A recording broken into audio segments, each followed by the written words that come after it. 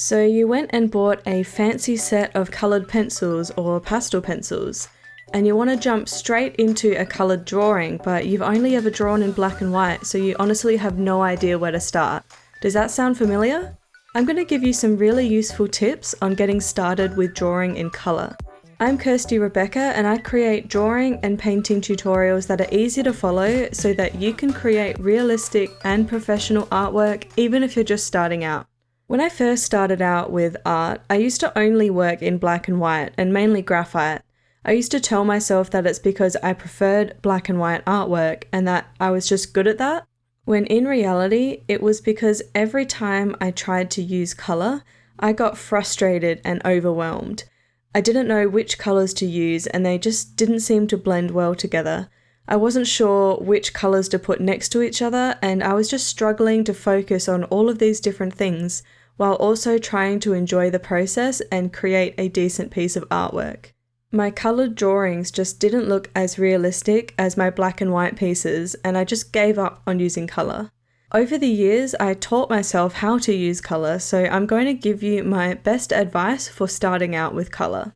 Before you jump into a big project and get frustrated with the process like I did, take the time to practice using your colours in a sketchbook or a spare piece of paper.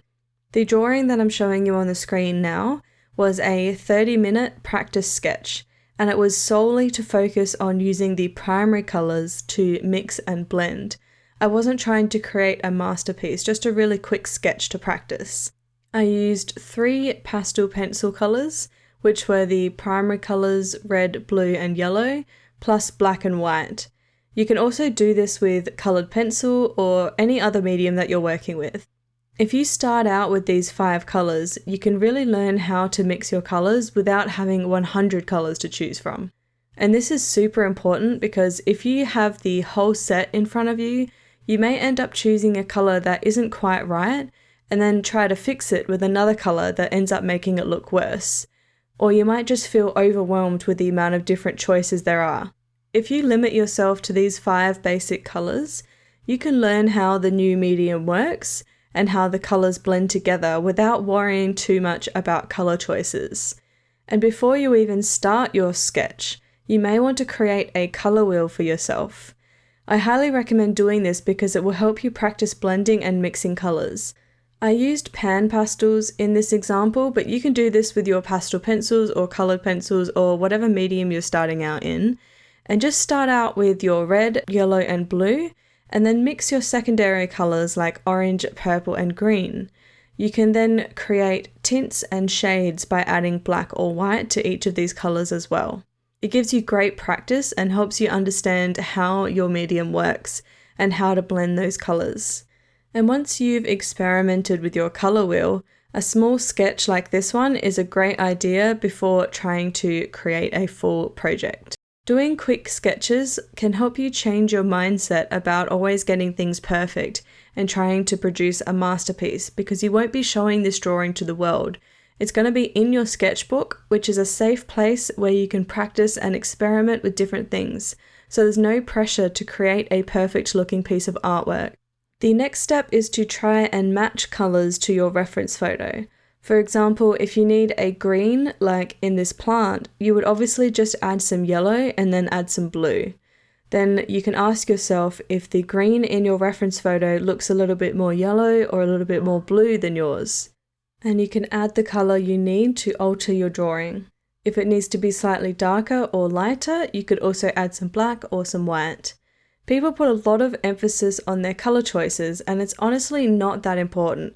It's more about getting your values correct if you want something to look realistic. Getting your shadows dark enough and your highlights light enough is what makes your drawing realistic, not getting your colours perfect. If you look at my pieces of finished artwork and compare it to the reference photo that I used, none of them look the same. I change the colours quite a lot and I add in colours that I really can't see in the reference photo. But the reason that it looks realistic is because I have my values and proportions correct. If you've been working in graphite or charcoal or another black and white medium, you actually have a huge advantage compared to a complete beginner, because while you're working in those black and white mediums, you're forced to get your values correct, because you have no colour to rely on. I believe that starting with a black and white medium will help beginners so much when it comes to realistic drawings. I even recommend just using the black and white from a new medium to start with before using the colours. For example, if you just bought a set of coloured pencils and it's the first time that you're using them, you could do a drawing entirely with just the black and the white pencils only. That way you can focus on how the medium blends and layers and not have to worry about the aspect of colour. And once you get used to the medium, you can then add your primary colours and play around with mixing and blending by doing quick sketches until you feel more comfortable with adding more colours. And make sure that you're taking advantage of your prior knowledge from your black and white mediums and apply those concepts to your coloured pencil drawings. Make sure that your shadows are as dark as your reference and your highlights are as light as they need to be as well.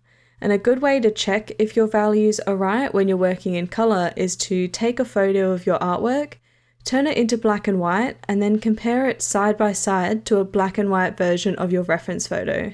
This way you have removed the colour aspect and you can clearly see if your shadows need to be darker or your highlights need to be lighter. Doing quick sketches like this can be a lot of fun and it really helps you practice your colour mixing.